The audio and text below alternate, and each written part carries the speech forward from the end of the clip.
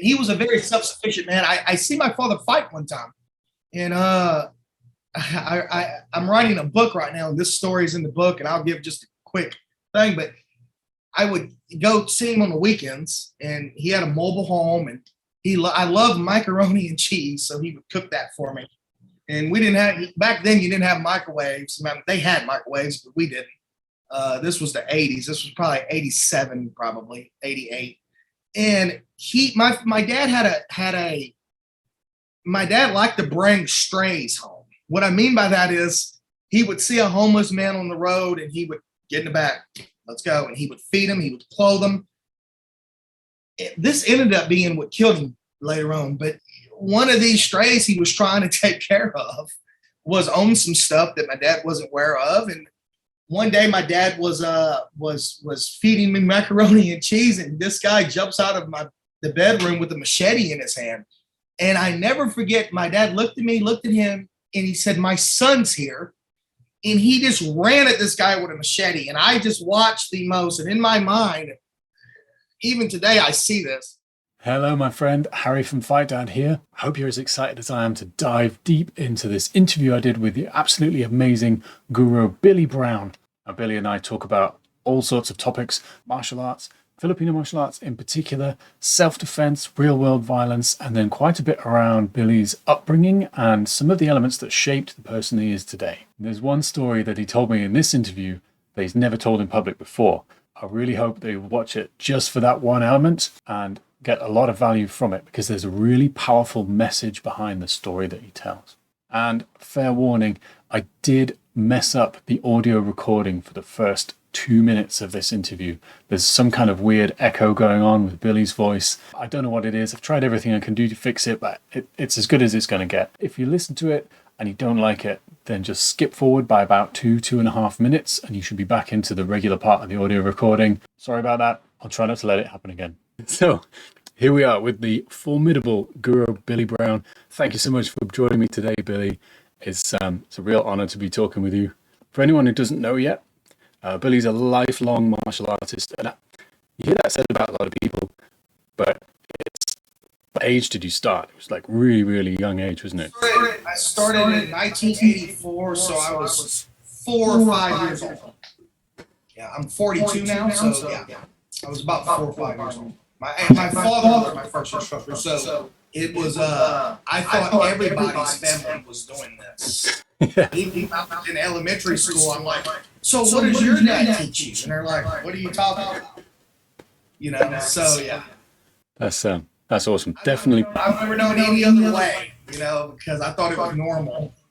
Yeah, cool. No, it's a good normal, I think. And it definitely passes that threshold of lifelong, you know. I was doing a little bit of stalking of you, and I found that you started teaching professionally at age 16. So, like, how did that kind of come about at that age? But I mean, if you started when you were 5, like 11 years full experience. Well, teaching always came easy to me, and still to this day, I think I'm most happiest in the classroom.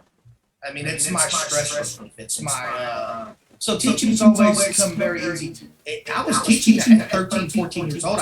In fact, I used to get in trouble in the martial arts schools because I would pull the students into the back, and after class, and show them what I was working on. And the instructors would come up to me and go, "I love your dedication, but let us be the instructor." You know?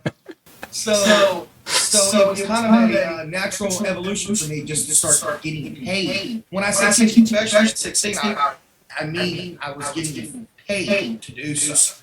And I was lucky enough to, my instructor at the time needed an instructor. And I was, he just put me in the role, kind of threw me in the shorts, so to speak. Because he was busy, he was touring the world at the time. He was competing in Korea, Italy, and Greece, and he was letting this 16-year-old boy run the school. And that's how I got my experience. I was kind of just thrown into, you know. Yeah. So when I first assisted with the first ever like warm up section of a class I did, I was so nervous about, you know, like, are they gonna get bored? You know, am I gonna mess it up? And my instructor was just like, no, just do it nice and easy, keep it nice and simple. And that was me like planning ahead, the night before. And I wrote this great big long list of stuff we were going to do. And we like blasted through it. And everyone was absolutely exhausted by the end. And, we'd done like 2 classes worth of techniques in the first 15 minutes. And my instructor was like, yeah, I love that enthusiasm. But, I just wanted them to like run around a bit and do some push-ups and then, Yeah. So no, that's so what is your background? me originally. I trained in capoeira and then Muay Thai, and then I fell in love with Kali, and Kali was the one that just Very nice. it's like attached itself to my soul, and it does that. It did it to me too. Yeah, absolutely. It's absolutely my favorite. Anyway, I got a list of questions, but I'll go to the one that's relevant. So ask away, anything. Thank you so much. So like, as well as the martial arts, you've also had extensive experience of managing real world violence. How has that shaped your training and what you focus on? And has that changed now that you've stopped working in that kind of job? Oh, that's a good question. Yeah, definitely. That had a huge impact on the way I share what I do. I always tell people I had the unfortunate fortune of seeing lots of violence, 20 years of it, some years every night, working club doors, private security, a little bodyguard work. And it definitely, as an instructor that's been teaching as long as I have now, it definitely, it forces me to teach with more conscience, I think, than other instructors or some other instructors may. And it definitely, I think, gives me a different outlook, not necessarily on techniques. A lot of people think that techniques win fights. It's not. It's more mindset than anything that saves people's lives. It's mindset. I've seen it before. I've seen a completely untrained 60-year-old man clear out the corner of a club or a pub, but just because he had the mindset to do so, completely untrained. So that definitely is always the way I present my material. I think that definitely groomed that process for me, for sure. Is that what you mean by the kind of integrity side? Is that more about the honesty of what you're presenting? Exactly. I'm not going to teach you anything that I don't think I always tell my students, I don't want to see you in the newspaper. I can't use that much anymore because I don't even know who gets newspapers anymore. But for years I used that. I never want to see your face in the newspaper. But you have to teach with conscience. And a lot of instructors, I think, the problem is this: they're very talented. They could be very great instructors, but they're just regurgitating what their instructors, who also never saw violence, have taught them. So they're throwing it out there for people, and they're getting people hurt, or possibly could get people hurt. So I think that, and you know what else I always say? If I don't advise anyone to go out and get the experience the way I did. I don't advise that. I hurt daily. I have injuries that will follow me till I die. I'm in chronic pain on a daily basis. But that doesn't mean that you cannot research real violence, and you cannot not even learn from, but listen to people who've been involved in real violence. You can even listen. And what I mean, don't learn from them as in it's not a technique. They're not going to teach you a magic potion, but you can listen to what they have to say because they've seen the real violence and been part of it, and they understand what your body goes through. They understand the emotional level that the violence has on the human psyche. They understand that very well. So learn from these people and then teach your students accordingly. Yeah. I've certainly done like the research side. I've never had a job where I have to face real violence. Really quite fortunate in that way. I live in like a nice, I'm the noisy neighbor kind of thing. And so I'm quite fortunate in that way, but it does make me really conscious of what do I teach to my students and how do I present it. So how do you present it is the biggest thing, because anything can work. I know guys that literally have thrown a reverse punch for the last 45 years, and that's all they've done, and it's sloppy.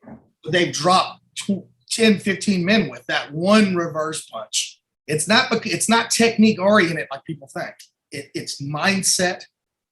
It's emotional content, like Bruce Lee would say. So I think the problem today is that we got into such a sport focused mindset because of the rise of MMA, the rise of the UFC, that people linger on basically two things: superior arts, which is nonsense. No art is superior. There's only superior men and women. Mm-hmm. And they linger on superior technique or technique oriented. Does that make sense? When it comes down to real violence, none of that really matters more than mindset does. Any art can work if you can pull it off. Yeah, especially with kind of pre-fight cues and reading the body language and you've done your homework. Yeah. And like the spidey sense things. That's it. Even in my nice existence, I've had that little thing that's like, ooh, I don't want to turn that way. I'm going to go the long way home. And something that training can bring is enough confidence in yourself. So you don't go like, well, I'm going to walk down that way tonight. Exactly. No stupid spidey sense is going to send me the long way home. Whereas if you kind of go, no one cares. I'm going to listen to myself. I believe myself. And I think that spidey sense you're talking about has been ingrained with us since the beginning of human beings. I think that over the years, we've buried it because we buried ourselves in our technology, and we buried ourselves in our cell phones, and we buried ourselves in trying to be socially superior to others, that we've lost that great survival skill that was in. I guarantee you the cavemen knew we probably shouldn't go down there. There's probably a bunch of saber-toothed tigers. Let's go this way. They knew that. Come on. Mm-hmm. And they couldn't say, well, it's because that leaf is wobbling at a particular rate. And because that shadow is slightly darker than they're just like, everything altogether makes me feel bad about that idea. Yes. Let's go the other way. It's super powerful. I suppose the other thing as well is with a real world violence is how do you deal with afterwards? Yes. Because there's a process element, which is like legal side of things, but there's a really huge emotional element. Or at least there was for me, like the 2 times that I've had to run away from something I was really afraid of, Well, there's 3 parts of violence, and it's the preparation aspect, and that's us training, that's us hopefully getting right with that aspect. And then there's the actual physical altercation. And then there's the aftermath. And the aftermath goes into a lot of different things. The aftermath can go into legalities. It can go into talking to the law enforcement, which leads into talking to the courts. All of that is part of the fight. And if the students don't understand all 3 aspects, that they're definitely missing out on the actuality of what they could go through if they ever have to defend their lives. Yeah. There's a bit, as well as like the legal aftermath. There's the bit about the feeling as well, because like most human beings are wired to try and not harm other humans, and that can almost completely mess you up in the physical altercation bit, because you go, oh, I don't want to hurt any other human. They have a family. They have a mother. You are asking and saying all the right things. Let me tell you, we are taught throughout our lives to not get angry. We're taught throughout our lives to you don't want to lose your temper, but anger and energy, because that's all it is. Getting angry, losing your temper, it's just energy. You can use that to really just compound and explode stuff that you don't want to explode it, or you can channel it into a damn laser beam and get the job done. And that's the biggest thing. The biggest thing is to be able to channel those emotions, not try to eliminate them, because you cannot. You can't eliminate it. Yeah. You can Or it takes control time. it. Yeah, you can control it, but it's always be there. So instead of eliminating it, channel it. If somebody kicks through my door right now with my family here, are you telling me I'm not supposed to get angry at that? Remain calm. Choose your words carefully. I'm not going to be humming and and saying, hymns. And no, I'm going to ferociously tear you apart. But you have to, the biggest thing, if you learn to control what I call the KI switch, killer instinct switch, if you learn to control that dial, you have to learn to flip it to 11 in the blink of an eye, but also flip it back down and grab your family and escape. That's the biggest thing that I think is missing in most martial arts schools today, because violence has very little to do with martial arts. That's the problem. Combatives and martial arts is two very different things. Yeah. Oh man, that's awesome. Cool. Loads of stuff for me to train with my students. Thanks, man. Of course. Cool. So I believe that you started off with Taekwondo. Is that right? First? Well, my father was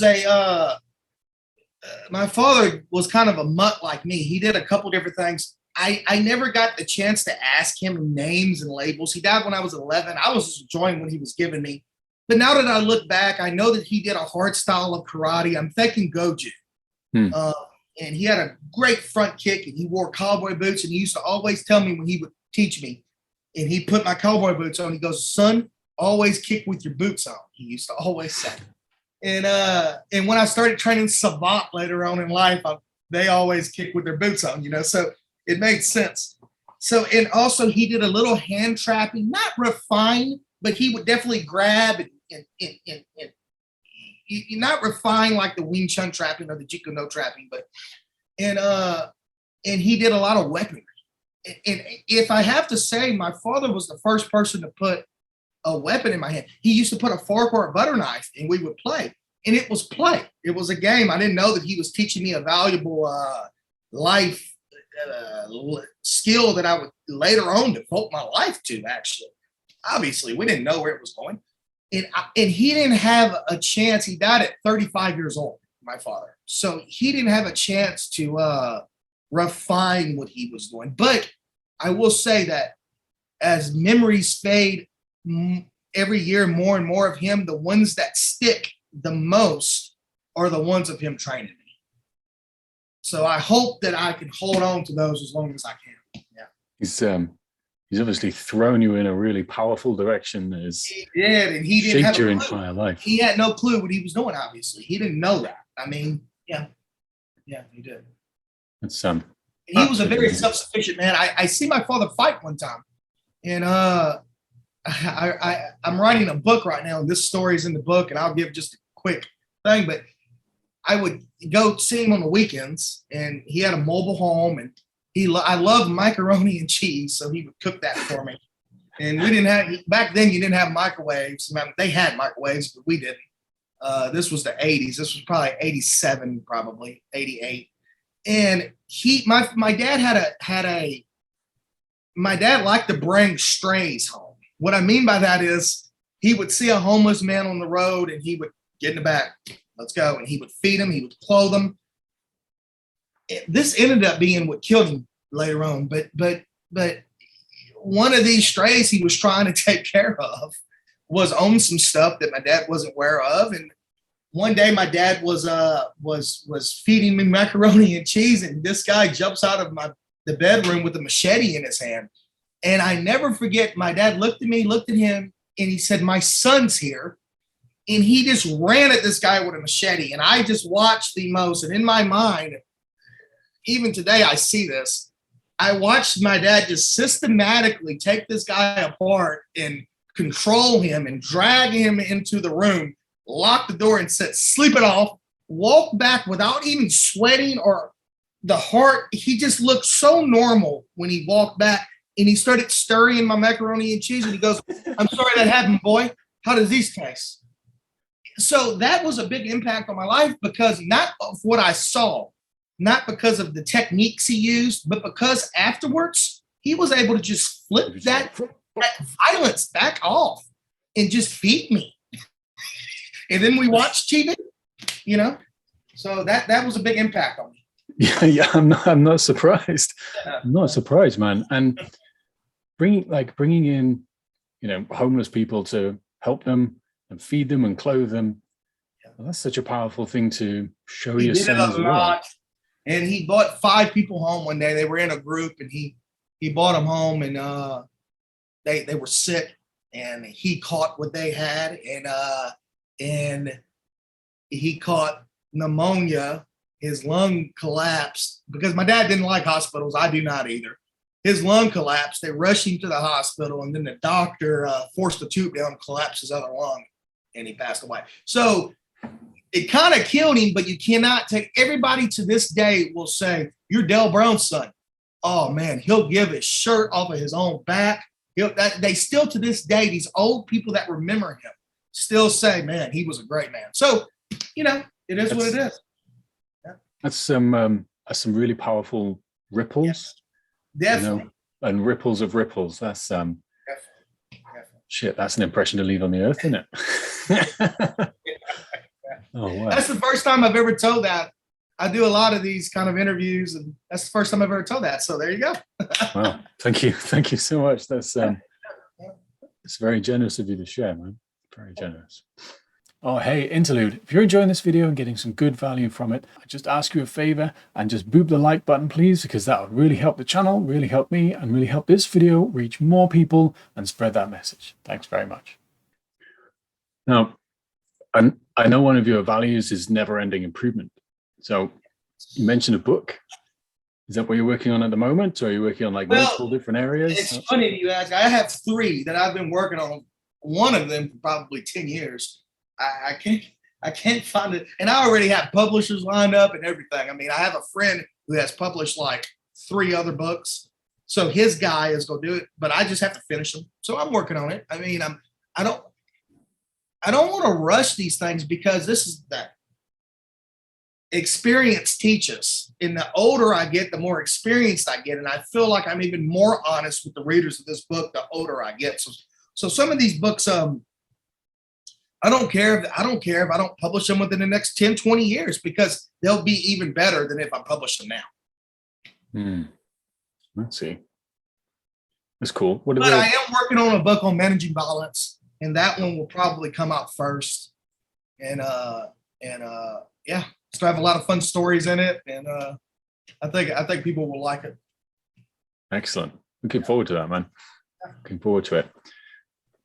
What about other areas? You still, because obviously you've trained and qualified as an instructor to a really high level under loads of different other instructors. Are you still training under different people, or are you mainly in the kind of seminar and teaching kind of mode? I'm since we moved to Florida, I'm very fortunate to be in a community with a lot of my elders. There, a lot of guys that are, especially under the Remy Prius family, the Brent Frank and Grandmaster Bruce Chu, and a lot of guys have been doing this longer than me even. So I'm very fortunate to learn from them. I wouldn't say that I go learn technique basis, but just listening to them talk teaches me. Now I try to see Guro Dan and Osano as much as I can, which is not much lately. Hopefully next year they do the Atlanta tour, and I will definitely be there. But I'm, even though I may not be in front of these people as much as I want to be, I'm constantly trying to learn new things. I'm constantly researching. This is my life, and I made a promise to myself years ago that I wanted to be the master of this craft. And to do that, you have to constantly be the white belt. You have to constantly be the beginner, and I learn stuff from my students. I mean, you'll miss subtle lessons if you don't come into that with that open mind and that white belt mentality. You'll miss subtle lessons. you know. Hmm. So I'm constantly training on my, even if I'm not in front of these people, I'm always in the research process. I'm always in the lab, is what I say. Yeah. And that listening to other high level instructors talking or watching them teach something it's like that that next level of filter and lens where you go, well, I know this technique already, I've done it 10,000 times at least, and then just the way they explain one thing, they could do it differently, they could tweak it one different way, and you're like, oh, well, that's interesting. You know, for example, I was a guest instructor at an event this last weekend, Saturday, and they had a man there who was teaching his family, which is very rare in its own right. He was teaching his family art. He was 70 years old, great guy, and it isn't that he taught me any technique new or anything like that, but just watching him do the way he's been doing it for 50, 60 years, 65 years was very humbling, you know? So you can learn from anyone. You can learn from anyone. Absolutely. And I've been a long time follower of your YouTube channel, so thank you, sir. I appreciate that. Keep them coming out, please. Sure. We have some new projects in the making too, so just stay tuned for those. Yeah. Awesome. Yeah. One thing I have seen as a trend is that you teach pretty much everything really like fast, and I understand that 100%. Just like almost from a perspective of passion, because you've got all this stuff you want to get over to the students, and I've been. If any criticisms have come my way, it's been that. But at seminars, I have a certain allotted time, and I just want to give them everything. I have to make room up here. So here it is. Let's empty some of this so I can fill it back up. And that's why I try to record everything now. I try to record everything. And I tell the students that I know I'm going fast. I only have, like this Saturday, I only had 20 minutes. And you should. I made a clip of it. You should see it. I covered a lot of material.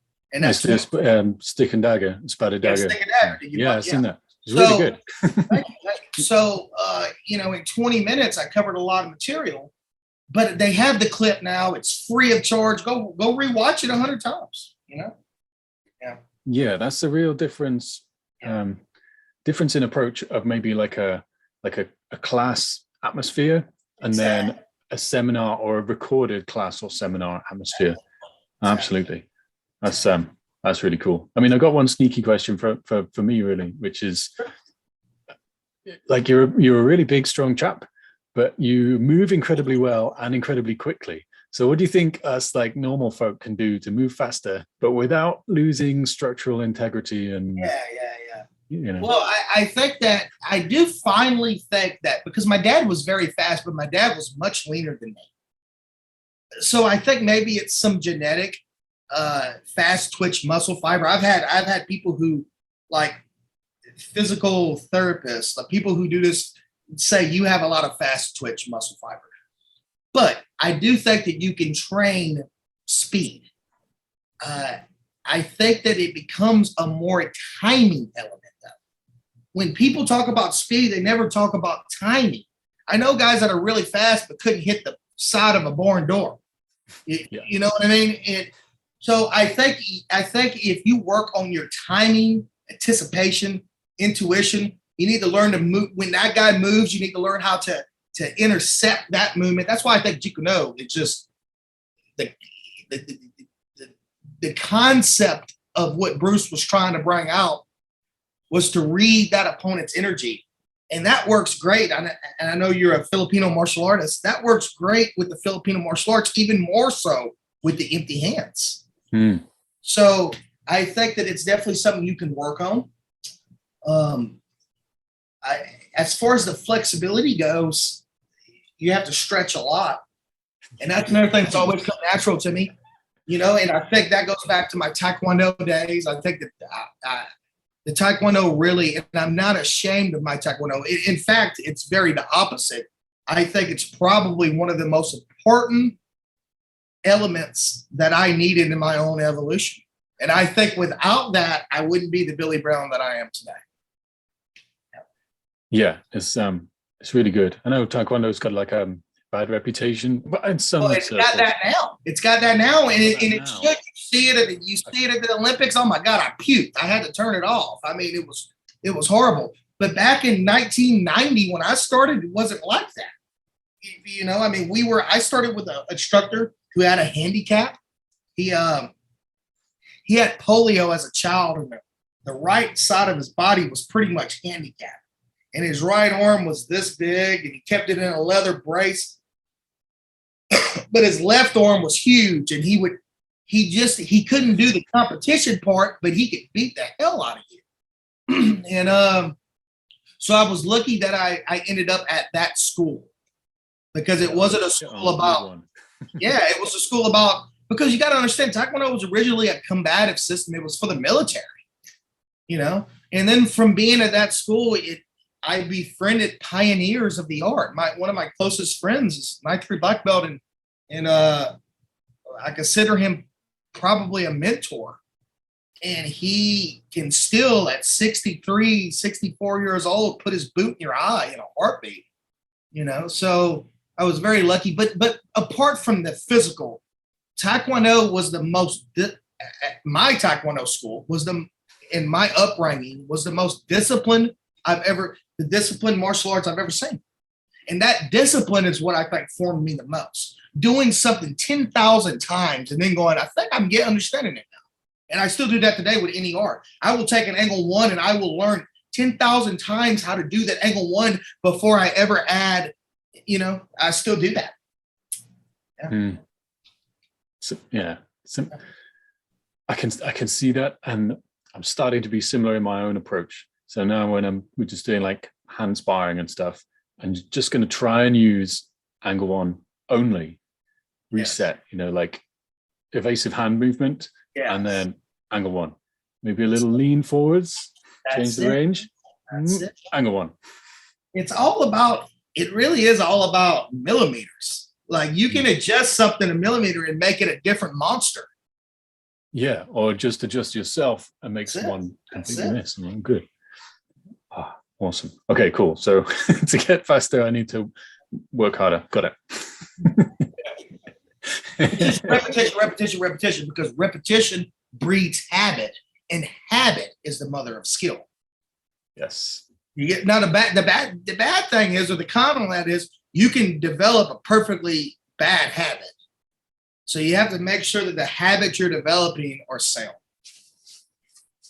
It's great advice. Thank you. So you've created and taught like many different programs, both around combatives, self-protection, and then others that are leaning a little more towards the martial arts side of it. And you know, being a Filipino martial arts junkie, the Magla Hook Kali is the one that really catches my eye. And I mean, I love the name. Can you explain a bit about what the name means? The name, I never wanted people to think that I developed my own system. I wanted people to think that I developed my own systematic approach. There's a difference. So I'm a mutt. I've trained with 10 to 12 different Filipino martial art instructors. I have all of their influence, and I'm a sponge. I soak it up and it never leaves. And so when I came up with Magla Hook, or when I found the term Magla Hook, it means to blend, or it means a blending of. Cool. So it means to blend. I wish it meant like a mutt. I say that in my class, because I'm a mutt. I'm a blend of different things. So when you see my art, you'll see Inosano influence. You'll see Remy Prius influence. You'll see a little Sayak. You'll see just so many different things. And it's funny when high-level instructors watch me, they go, dude, I just saw this and this and this and this. It's very unique how you do this and this and this. But so Magla Hook means to blend. So if you look at Kali, the way I was taught it, and that's a whole nother controversial damn topic. Some people say the word doesn't even exist. Look, this is the thing. Guru Dan didn't make this up. Okay. People think that he started using the term Kali. That's not true. Three of the senior Filipino guys that came to America used the term Kali. Johnny Lacosta being one. Johnny Lacosta was, Florio Villarreal was another one. I mean, so you had these guys using the term Kali, and they told Guru Dan to use the term Kali, and this is why.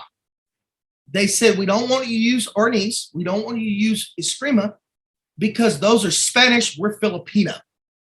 So they told Guru Dan to use a Filipino term. Now, the way it was taught to me is that Kali is a prefix. Kali, ka, comes from the root word kumut. Kumut means, and it comes from the word liuk. So it's kind of like it's kind of like a hodgepodge or a blending of terms. Does that make sense? So it means hand motion or body motion, whereas kumut means body, liuk means motion. So when you look at my term, Maglahut Kali, it means a blending of motion or a blending of body motion. So I think that I think it fits well in what I do. Yeah, really nice. So in that case, what was your kind of systemization of the techniques that you learned? What was your method of putting it into an organization? All right. To answer your question, I think that the people make the mistake of not listening to their body. We're not all a cookie cutter type of thing. Everybody's going to do everything differently. My redondo is going to look different than your redondo. Even though your redondo is great, my redondo may be great. So I think because I was a mutt with the different influences, my body started doing things a little differently than everybody else's because of that influence. And it made kind of a different monster. I'll use like my Taekwondo background. When I started Muay Thai, I was sparring with Muay Thai guys and spin heel kicking them, and they're like, what the hell is this? Because they don't really spin.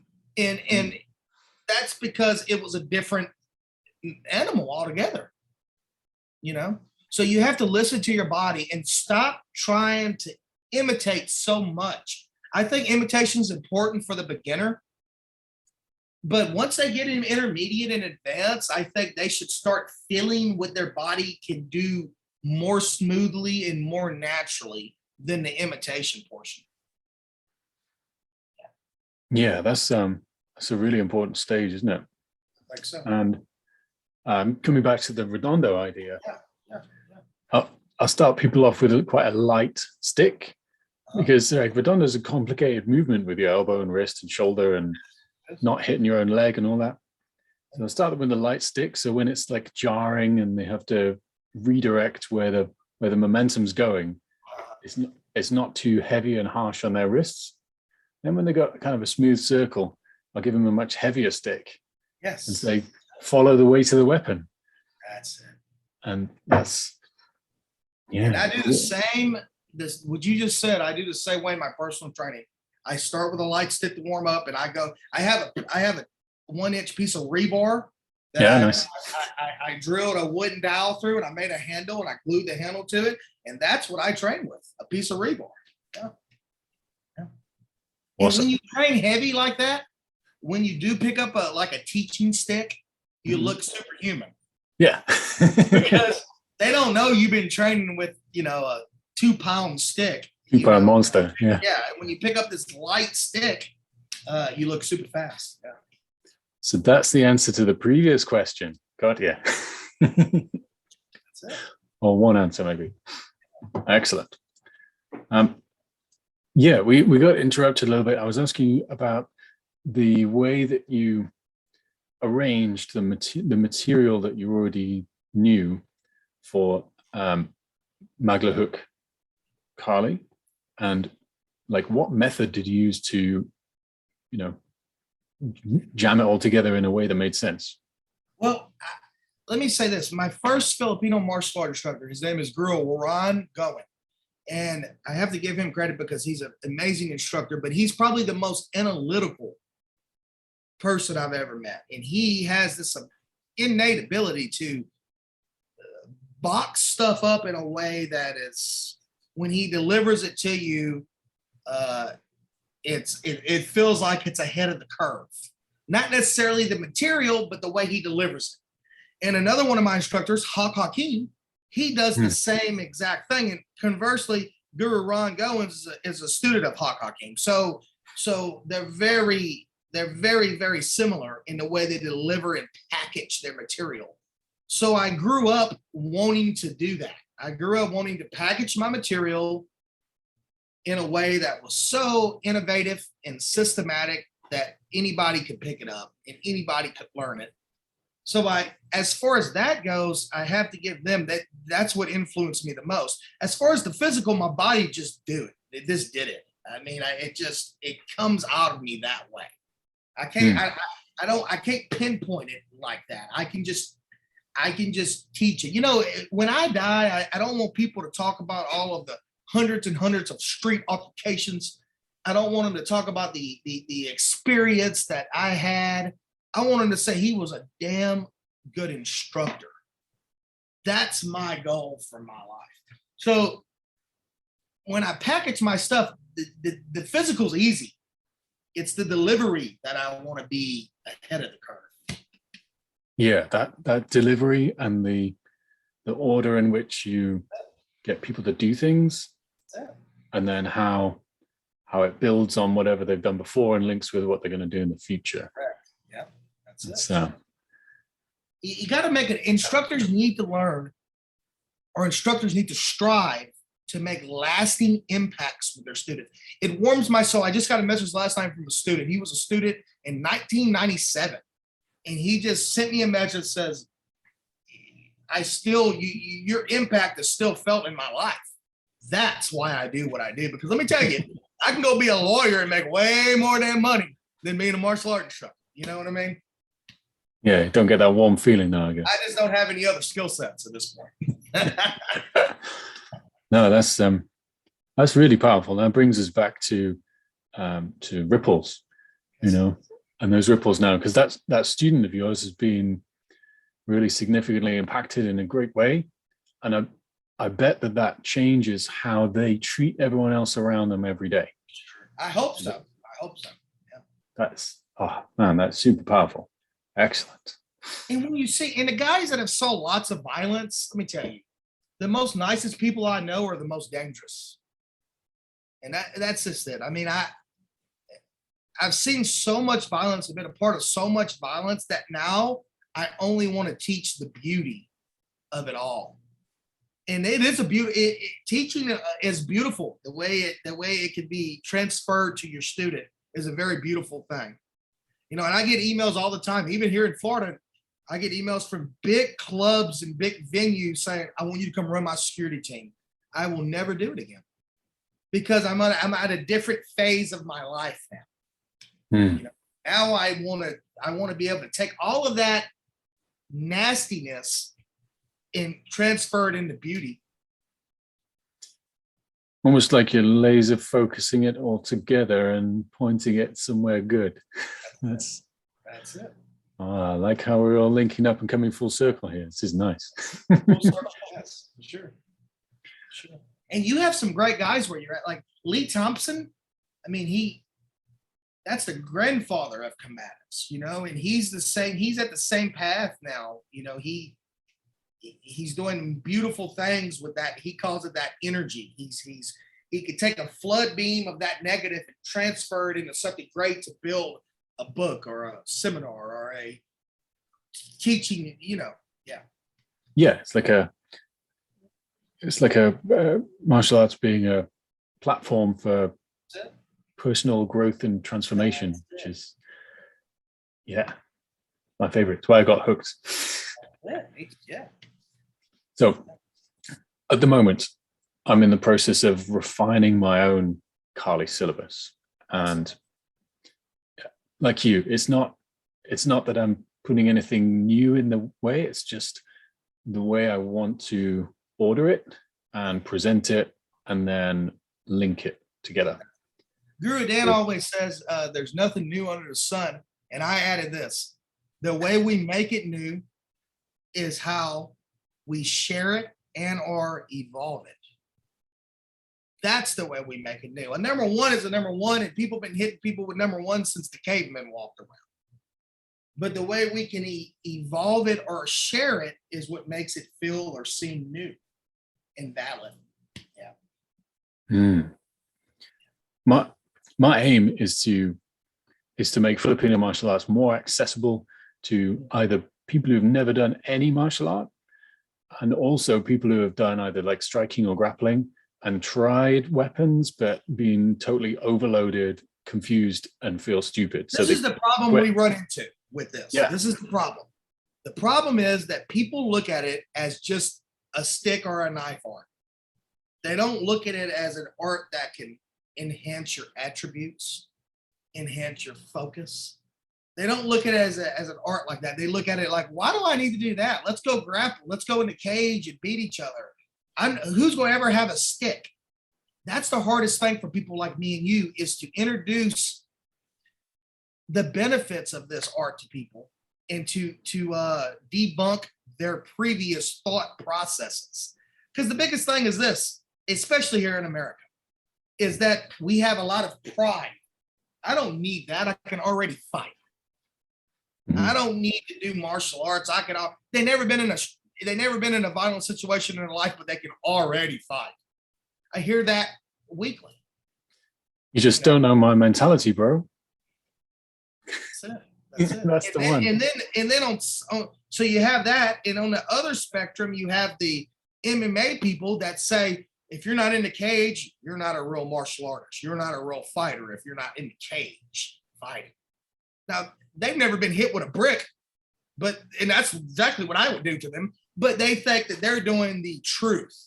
So the biggest thing me and you have in wanting to enhance the reach of FMA is to get past people's previous prearranged, regurgitated mindsets.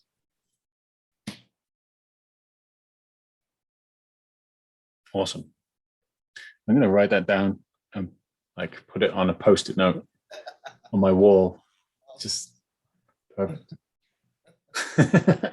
Cool. And in that case, related to that, what do you think will be the most important elements to include or exclude so that new students become competent, confident quickly, and then want to stick around training for a while? Ooh, that's a hard question. I think the biggest thing is to show them the beauty before you show them the violence. And I used to be totally backwards on that, and I needed to be.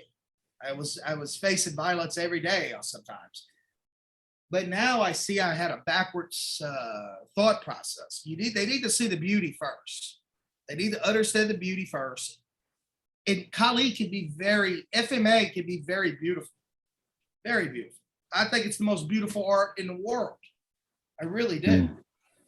It may not be the most on the front. It may not be the most athletic martial art. You said you did capoeira. That's a beautiful martial art.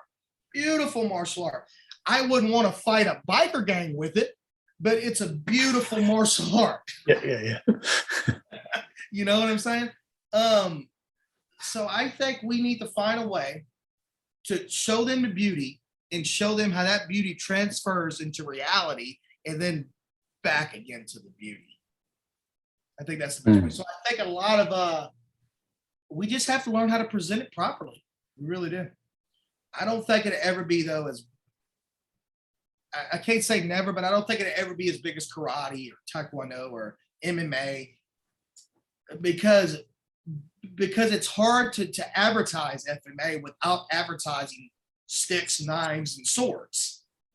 And most people don't understand the value of training with sticks, knives, and swords.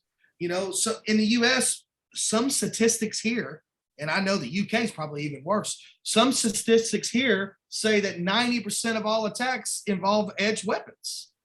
80 to 90%, so depending on who you're looking at. It's a high percentage. But 90% of martial arts schools neglect the training in blunt or edged weapons. It's a little it's insane to me. Yeah. I saw it on a weekly basis. I could name names, and I've been a part of this. I've sent a couple to the hospital, and I'm not proud of that, but it's how it turned out.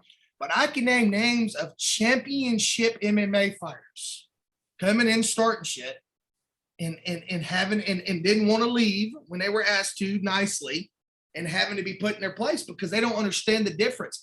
They look at, I coined this term and other instructors are using it. Just remember when you hear it, Billy Brown coined it, the sparring mentality. These sport guys come in and they think that it's a sparring mentality. They think that I'm going to toe up with them in the middle of a crowded bar or a crowded road and spar with them. That's not what it is. I'm going to throw your eyes, hit you with a headbutt, and drag you out by your feet and leave you out front. That's it. It's hard to point spar against that. That's it. Two very different things. Yeah. It really is. So in that case, for beauty of the art, brutality, beauty again. Yeah. Hey, Paul Vunak said it. Sifu Paul Vunak had a big influence on my life. And he said it best back in the 80s. He says there's self-perfection and there's self-preservation. You have to learn to blend them in harmony. And that's really what it is. My instructor, one of my main instructors, he calls it, there's drill and real. We need to teach the students, we need to drill the students, but that's not real. That's the drill. And the problem today with people is they learn something like, for example, hubud. They learn hubud and they call it patty cake. But because they don't understand that it's not meant to be real, it's meant to be drill. All it is, push-ups is patty cake. I never use a push-up in a real fight, but I still use push-ups. I've never once been attacked by a swinging man on a heavy bat, but I still hit the heavy bat. I've never once been attacked by a man wearing nice, soft leather mitts, but I still hit the mitts. That's all drill. But they look at that as being, well, I hit mitts. I'm going to learn to fight because I hit mitts. They don't understand how, listen, when you're drilling, drill. When you're fighting, fight. Two very different things. Yeah, I suppose then the rub comes in with the connections between them. And, do you just talk about the connections, or do you get them to alter their drills and attitude across to? You have to introduce it both to them in a way that they don't even know they're being introduced to it. That's the hard part. You have to introduce it in a way where they don't even know what they're being introduced to till later.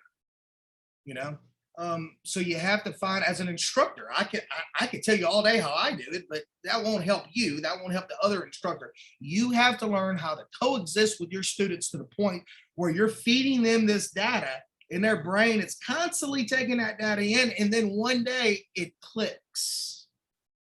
And they're like, this is what we're doing. But I do think that you have to have a thin line between the two. You can't have one to the extreme. If you have one to the extreme, let's say just self-perfection, like most martial arts schools. Like let's pick oh, you remember when the whole cartwheel and parkour phase came into martial arts? Oh yeah. Let's pick that. Let's pick that. That's one extreme. Those guys are super hyper athletic. They do stuff that it hurts my knees and ankles just looking at it. And that's awesome to watch. But they couldn't fight themselves out of a wet paper bag. And then you got the other extreme with guys that just want to kick banana trees 7 hours a day and spar constantly. They can fight, but their careers will be short because they'll blow something out, they'll injure themselves, and they'll look sloppy as hell. You got to learn to do them together because I want to be able to kick your ass pretty.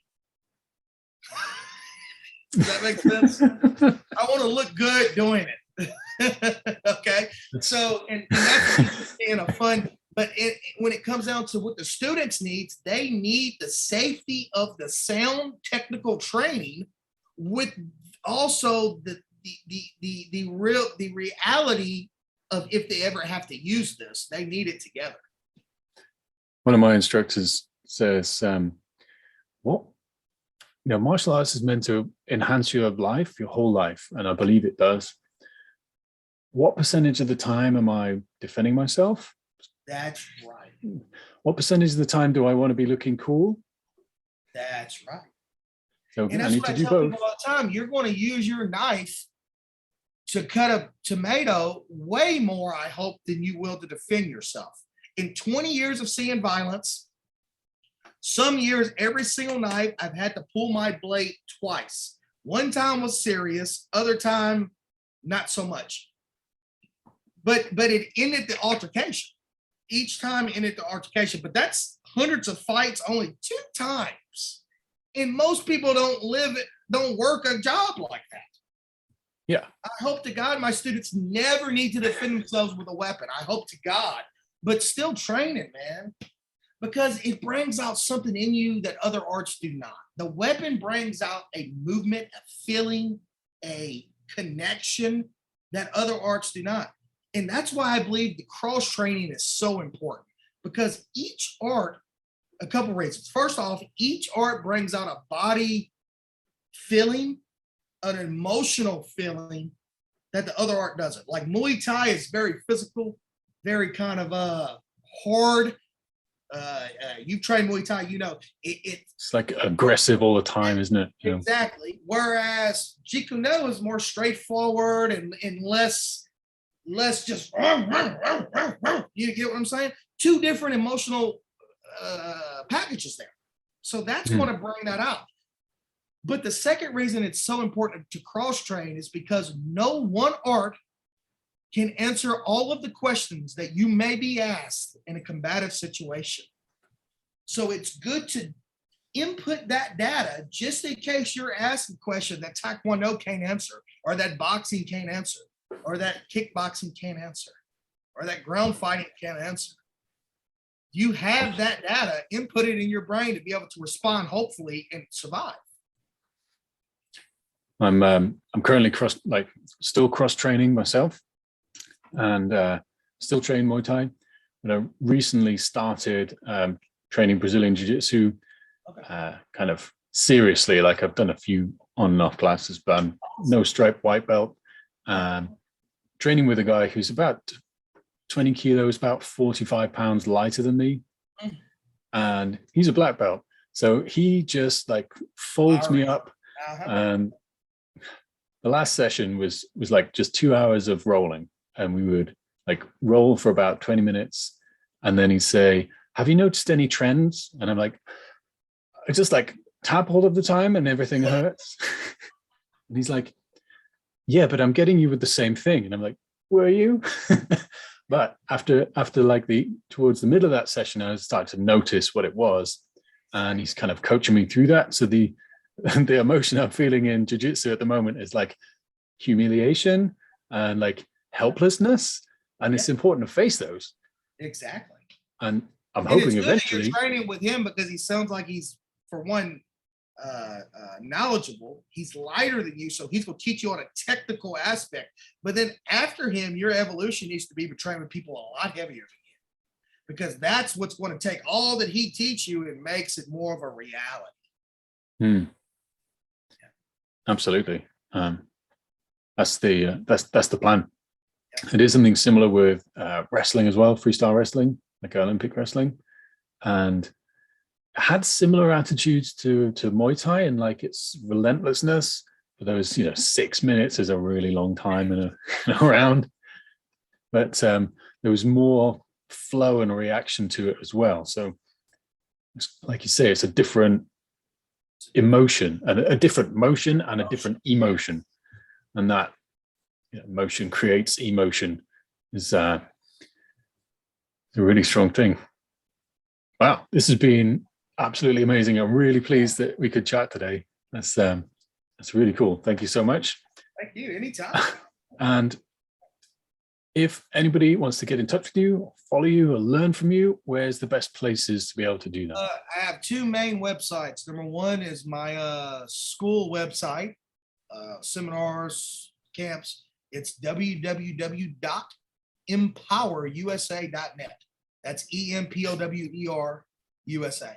And then my online video website where it's completely online. So there's no DVDs. As soon as you order, you get a password shipped to you. You're watching within minutes.